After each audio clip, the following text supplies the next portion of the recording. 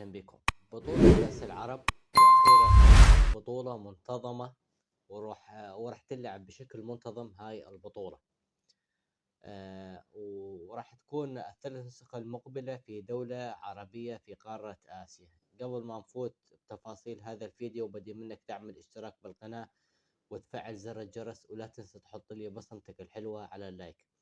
طبعا أعلن الاتحاد الدولي الفيفا أنه قطر راح تستضيف النسخ الثلاث المقبلة من بطولة كأس العرب تحت رعاية الفيفا، ولكن الفيفا غير معترفة بها. تمام.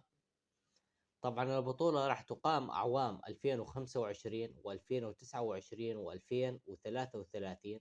هاي النسخة الثلاثة المقبلة راح تقام في دولة قطر. وكلنا شفنا قطر لما نظمت البطولة الأخيرة شلون نجحت نجاح باهر. وبصراحة قطر تقدر تنظم أي بطولة بأي وقت وتنجح بتنظيمها، لكن بمجموعة من النقاط السلبية حول هالقرار هذا أنا بصراحة ما عجبتني. يعني أول شيء أنت حطيت اليوم قطر راح تستضيف 3 نسخ متتالية. باعتقادي بدول عربية قادرة أنها تستضيف هاي النسخ.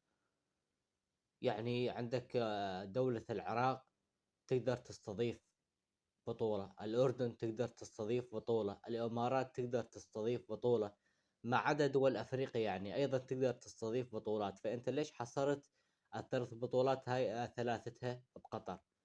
باعتقادي هذا شيء من الظلم. بعدين البطولة راح تقام كل 4 سنوات.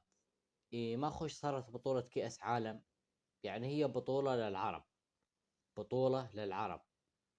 يعني كل 4 سنوات مدة طويلة، يعني كان لازم البطولة تقام يعني أقل شيء يعني كل سنتين والثالثة، يعني أفضل.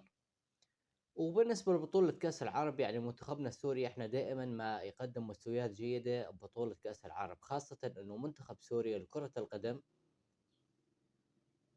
حقق وصافة بطولة كأس العرب 3 مرات، وصل للنهائي 3 مرات وما قدر يحقق اللقب بصراحة يعني.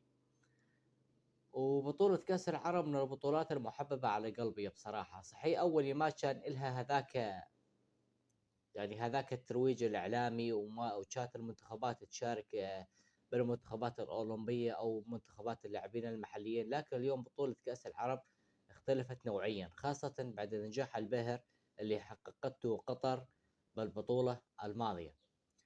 والبطولة الماضية طبعا كانت جوائزها حيل كبيرة، يعني البطل راح يتحصل على 6 ملايين دولار، وبمجرد مشاركتك بهاي البطولة راح تحصل على ربع مليون دولار. فالجوائز كانت جوائز قيمة، مما دفع منتخبات العربية بالمشاركة بمنتخبات الصف الأول مشان تحصل على نتائج أفضل، وبالتالي تحصل على أموال أكثر. الشغلة الثانية اللي بدي أحكيها إنه بطولة كأس العرب راح يتأهل أول 10 منتخبات تصنيفيا إلى البطولة بشكل مباشر. المنتخبات الفوق 10 بالتصنيف راح تلعب أدوار تمهيدية. طبعا 10 منتخبات اللي راح تشارك بطولة كأس العرب بشكل مباشر هي أكيد كبار أفريقيا 4 منتخبات، وهم المغرب والجزائر وتونس ومصر. هاي 4 منتخبات عندنا، بالإضافة إلى 6 منتخبات من قارة آسيا، هم منتخبات السعودية، قطر، الأردن، العراق، الإمارات، ومنتخب عمان.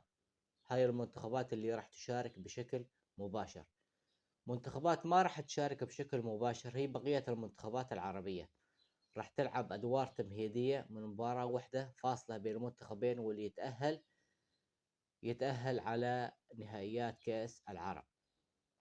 طبعا هي بطولة حلوة، بطولة كويسة، بطولة جيدة، وأكيد راح تنجح. البطولة الجاية راح تقام هي بطولة 2025، لكن راح تقام بنهاية عام 2024 بالشهر 11. تمام. هاي هي البطولة. طبعا هذا كان فيديو اليوم، إذا أعجبك أتمنى تشترك بالقناة وتفعل زر الجرس، ولا تنسى تحط لي بصمتك الحلوة على اللايك. أشوفكم في فيديوهات جديدة إذا للعمر بقية.